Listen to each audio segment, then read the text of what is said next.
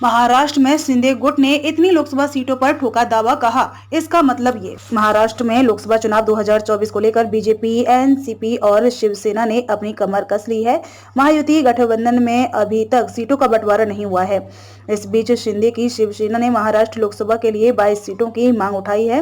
शिवसेना शिंदे गुट के नेता और मंत्री शंभूराज देसाई ने कहा कि शिवसेना 2019 में धनुष्य बाण चुनाव चिन्ह के साथ 22 सीटों पर चुनाव लड़ी थी। उतनी ही सीटें इस चुनाव में हमें मिले, ये हमारी मांग है। कौन कहां से और कितनी सीटों पर लड़ेगा, यह तय है कि आगामी लोकसभा चुनाव में महायुति यानी शिवसेना, बीजेपी और एनसीपी एक साथ मिलकर चुनाव लड़ेंगे।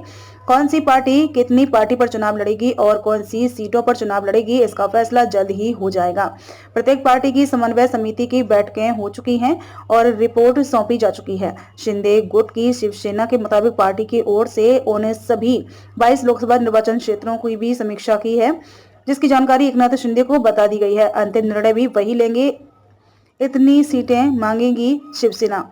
शिंदे गुट के मुताबिक पिछली बार यानी कि 2019 में शिवसेना ने 22 सीटों पर चुनाव लड़ा था और 18 सीटें जीती थीं। इसलिए इस बार भी हम 22 सीटों पर जोर दे रहे हैं। जल्द ही इस मामले में अंतिम फैसला तीनों पार्टियों के शीर्ष नेता मिलकर लेंगे। शिंदे गुट ने ये भी स्पष्ट किया कि हमारी महायुति सरकार में अच्छा माहौल है और कोई नाराज नहीं है। किसी पार्टी या नेता द्वारा सीट मांगना या किसी सीट के लिए आग्रह करना मतलब नाराजगी नहीं है, वो उनकी मांग है।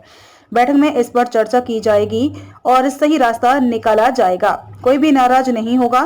फिलहाल महाराष्ट्र में लोकसभा सीटों के बंटवारे पर यह भी बात चर्चा में है कि बीजेपी अपने सहयोगी दलों को सीट तो दे सकती है, लेकिन शर्त ये रख सकती है कि वो उनके कमल के निशान पर चुनाव लड़ें।